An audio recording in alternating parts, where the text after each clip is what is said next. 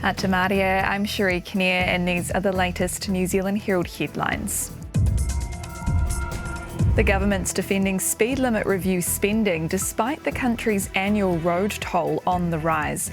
Our newsroom can reveal that over the past 3 years, almost $45 million has been spent on investigating and adjusting speed limit across the country.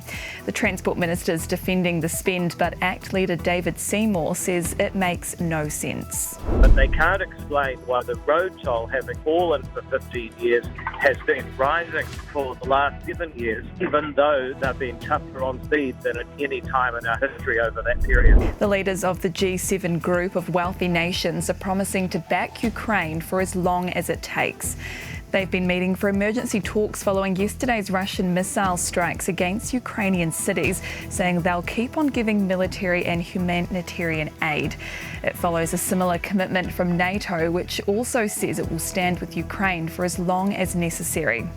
At least 19 people have been killed and many more injured during 2 days of strikes, with civilians being warned to stay in air raid shelters.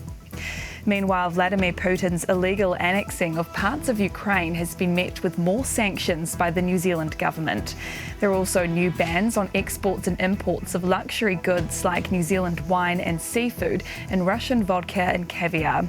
Export New Zealand's Catherine Baird says exporters are probably already aware of their brand reputation if they were trading with Russia. They wouldn't want to be seen probably to be selling goods to a country that is clearly breaking all the international rules when it comes to invading your neighbour. A date has been set for the coronation of our new king.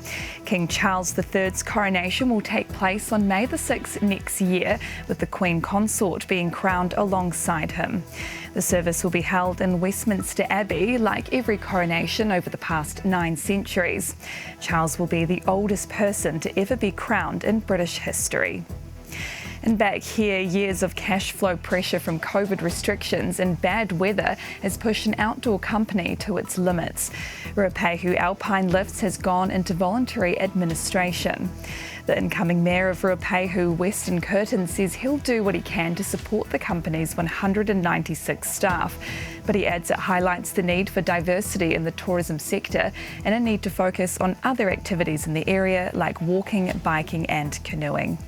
And those are the latest New Zealand Herald headlines. For more stories and to stay up to date, head to nzherald.co.nz. Kia pai te rā.